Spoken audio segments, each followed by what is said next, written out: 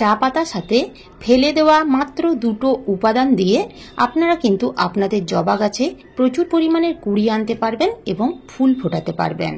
নমস্কার বন্ধুরা, আমি সোনালি আর আপনারা দেখছেন সোনালিস গার্ডেন। আজকের আমার ভিডিও জবা ফুলের গাছ নিয়ে। যদি আপনাদের জবা ফুলের গাছের গ্রোথ সুন্দর আছে এবং গাছের পাতা ঘন সবুজ আছে, বিভিন্ন রকমের খাবার প্রয়োগ করা সত্ত্বেও যদি সেই জবা ফুলের গাছে না কুড়ি আসছে না ফুল ফুটছে, তাহলে আজকে আমি আমার এই ভিডিওতে এমন কিছু ঘরোয়া খাবার দেওয়ার কথা বলবো এবং এমন কিছু গুরুত্বপূর্ণ টিপস আপনাদের সাথে শেয়ার করব। সেই টিপসগুলো এবং সেই খাবার যদি আপনারা প্রয়োগ করতে পারেন, তাহলে খাবার প্রয়োগ করার 7 দিনের মধ্যেই সেই সকল জবা গাছে কুড়িতে ভরে যাবে এবং প্রত্যেকটা ডালে ফুলে ভরে থাকবে। তো কি সেই ঘরোয়া খাবার এবং কি সেই টিপস যেগুলো ফলো করলে আপনারা আপনাদের জবা গাছে কুড়ি আনতে পারবেন এবং ফুল ফোটাতে পারবেন।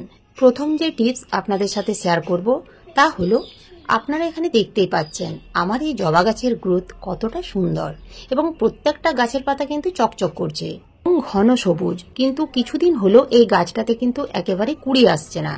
তো প্রথমেই আপনাদের যেটা করতে হবে তা হলো, এই যে জবা গাছের মাথার এই যে ডগাগুলো একটু করে এইভাবে কেটে দিতে হবে। এইভাবে যদি আপনারা প্রত্যেকটা ডালের মাথাগুলো একটু করে পিঞ্চিং করে দেন, তাহলে কিন্তু সেই জবা গাছে কুড়ি আসবে। 2 নাম্বার টিপস, জবা গাছের মাটি যদি সবসময় ভেজা থাকে, তাহলে কিন্তু সমস্ত রকমের পুষ্টি গাছ ঠিক মতো শোষণ করতে পারবে না। গাছ যদি সঠিক মাত্রায় পুষ্টি না পায়, তাহলে জবা গাছে কিন্তু কুড়ি আসবে না। তাই জবা গাছের মাটি মাঝে মধ্যে শুকনো রাখতে হবে। এখন তো যখন তখন বৃষ্টি হচ্ছে, তাই টবের মাটি কিন্তু শুকনো হতে পারছে না। তো সেই জন্য কিন্তু গাছে নানা ধরনের সমস্যা দেখা দিচ্ছে। গাছের গ্রোথ সুন্দর হচ্ছে কিন্তু কুড়ি আসছে না। তাই আপনারা মাঝে মধ্যে টবগুলোকে শেডের মধ্যে রাখতে পারেন। শেডের মধ্যে রেখে টবের মাটি ভালো করে শুকিয়ে নিন। সবসময় গোলা ভেজা প্যাচপ্যাচে মাটিতে কিন্তু বিভিন্ন ধরনের ফাঙ্গাসের আক্রমণ হয়, যার ফলে শিকড় পচে যেতে পারে এবং আস্তে আস্তে কিন্তু সেই গাছ মারাও যেতে পারে।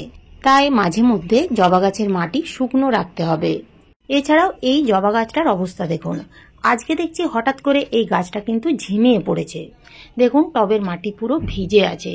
জবা গাছের মাটি এইরকম ভিজে প্যাচপ্যাচে আছে বলেই কিন্তু জবা গাছের পাতাগুলো এইরকম নুয়ে যাচ্ছে। 3 নাম্বার টিপস, জবা গাছ ফুল সানলাইট ভালোবাসে। তাই আপনাদের জবা গাছ থেকে প্রচুর পরিমাণের কুড়ি নিতে গেলে বা ফুল ফোটাতে গেলে আপনাদের জবা গাছগুলোকে ফুল সানলাইটে রাখতে হবে। ফুল সানলাইটে যদি আপনারা জবা গাছগুলো না রাখেন, তাহলে আপনারা গাছের মাটিতে যতই খাবার দিন না কেন, সেই গাছে কুড়িও আসবে না, ফুলও আসবে না। তাই যেখানে সকাল থেকে সন্ধে পর্যন্ত রোদ আসে, সেই রকম জায়গায় জবা গাছগুলোকে এনে রাখুন। 4 নাম্বার টিপস, জবা গাছের মাটি সবসময় আগাছা মুক্ত রাখতে হবে।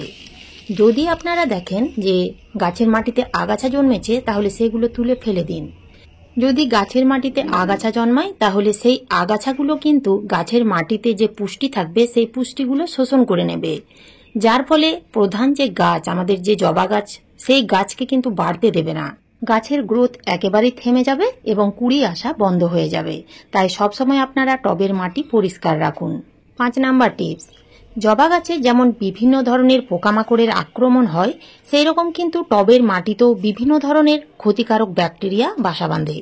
তো এই সময় আপনাদের গাছের ডালে এবং রুটে অর্থাৎ শিকড়ে কিছু ট্রিটমেন্ট করতে হবে। তো সেই ট্রিটমেন্ট করার জন্য আপনাদের বাইরে কোথাও যেতে হবে না। বাড়িতে থাকা সামান্য কিছু জিনিস দিয়ে আপনারা সেই ট্রিটমেন্ট করতে পারবেন। তো প্রথমে আপনারা কিন্তু টবের মাটি ভালো করে শুকিয়ে নেবেন। শুকিয়ে নেওয়ার পরে মাটির উপরিভাগ একটু আলগাভাবে খুশে নিয়ে আপনারা নিম খোল ব্যবহার করবেন। প্রত্যেকটা গাছের মাটিতে আমাদের কিন্তু নিম খোল দেওয়া অতি অবশ্যই দরকার। নিম খোল গাছের মাটিতে দিলে একদিকে যেমন ক্ষতিকারক পোকামাকড় কীট পতঙ্গ ধ্বংস করে, অন্যদিকে তেমনি খুব ভালো সার হিসেবে কাজ করে। তাই আপনারা প্রত্যেক মাসে একবার করে 1.5 থেকে 2 চামচ 10 ইঞ্চি টপের জন্য নিম খোল ব্যবহার করুন। এই নিম খোল কিন্তু আপনাদের নার্সারি থেকে কিংবা সারের দোকান থেকে আনতে হবে। যদি আপনাদের কাছে নিম খোল না থাকে, তাহলে নিম পাতা শুকনো করে রেখে দিন। নিম পাতার গুঁড়ো প্রত্যেক মাসে 10 ইঞ্চি টবের জন্য আপনারা 1 মুঠো করে দিতে পারেন। এতেও কিন্তু খুব ভালো কাজ দেবে। নিম পাতা বা নিম খোলের পরিবর্তে আপনারা কিন্তু প্রত্যেক মাসে একবার করে হলুদের গুঁড়ো ব্যবহার করতে পারেন।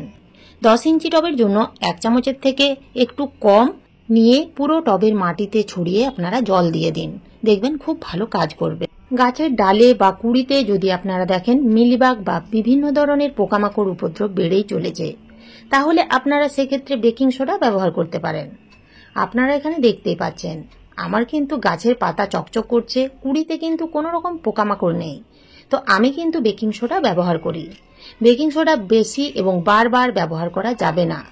আপনারা 1 লিটার জলে 1/2 চামচের থেকে একটু কম দিয়ে ভালো করে ঝাঁকিয়ে পুরো গাছ স্প্রে করুন। যদি দেখেন মিলিবাগের উপদ্রব খুব বেশি হয়েছে, তাহলে আপনারা 2 দিন অন্তর গাছে স্প্রে করুন। আর যদি দেখেন সেরকম বেশি পোকামাকড়ের উপদ্রব হয়নি, মিলিবাগ বা অন্যান্য পোকামাকড় 2-1টা দেখা যাচ্ছে, তাহলে আপনারা প্রত্যেক সপ্তাহে 1 দিন কিংবা 10 দিন অন্তর বেকিং সোডা ব্যবহার করতে পারবেন। তো ঘন ঘন কিন্তু এই বেকিং সোডা ব্যবহার করবেন না, তাতে গাছের ক্ষতি হতে পারে।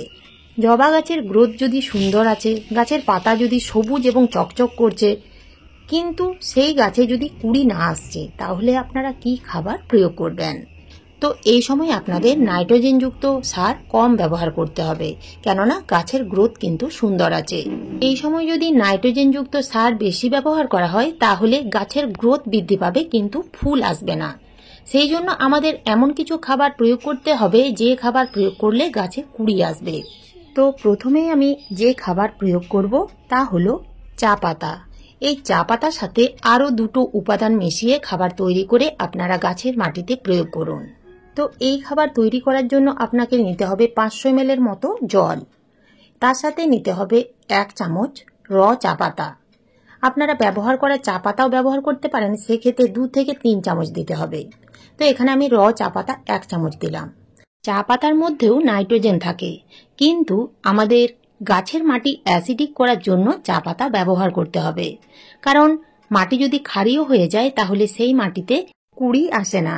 তাই মাটি অ্যাসিডিক করার জন্য আমাদের এখানে চা পাতা ব্যবহার করতে হবে।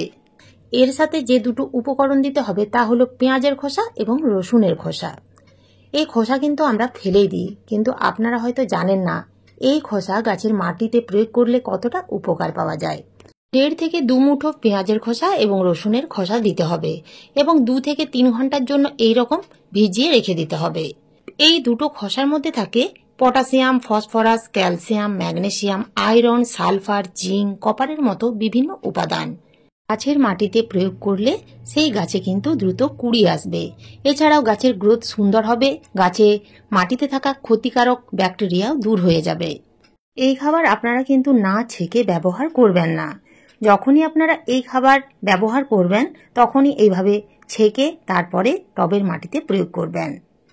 এই খাবার আপনারা 10 থেকে 12 দিন অন্তর গাছের মাটিতে প্রয়োগ করুন। 10 থেকে 12 দিন প্রয়োগ করার পরেই আপনারা কিন্তু খুব ভালো একটা রেজাল্ট দেখতে পাবেন। মাটি যখন দেখবেন একটু শুকিয়ে গেছে, তখন আপনারা এই খাবার প্রয়োগ করুন। ভেজা বা একেবারে গোলা মাটিতে এই খাবার দেবেন না। এই খাবার প্রয়োগ করার পরেও যদি দেখেন জবা গাছে কুঁড়ি আসছে না বা ফুল ফুটছে না, তাহলে আপনাদের যে খাবার প্রয়োগ করতে হবে তা হলো মাইক্রোনিউট্রিয়েন্ট। আপনারা বায়োভিটা এক্স ব্যবহার করতে পারেন, অ্যাগ্রোমিন গোল্ড ব্যবহার করতে পারেন। বায়োভিটা এক্স যদি আপনারা ব্যবহার করেন তাহলে 1 লিটার জলে 1.5 থেকে 2 ml দিয়ে ভালো করে ঝাঁকিয়ে পুরো গাছে স্প্রে করতে পারেন 15 দিন অন্তর, অর্থাৎ মাসে 2 বার। তো যদি আপনারা এই টিপসগুলো ফলো করতে পারেন এবং এই খাবার প্রয়োগ করতে পারেন, তাহলে কিন্তু অতি অবশ্যই জবা গাছে কুঁড়িও আসবে এবং ফুলে ভরে থাকবে। তো আজ এই পর্যন্তই, ফিরে আসবো অন্য কোনো নতুন ভিডিও নিয়ে। ভিডিওটা যদি একটু হলেও ভালো লেগে থাকে তাহলে লাইক, শেয়ার, সাবস্ক্রাইব করে পাশে থাকার অনুরোধ রইল। ধন্যবাদ।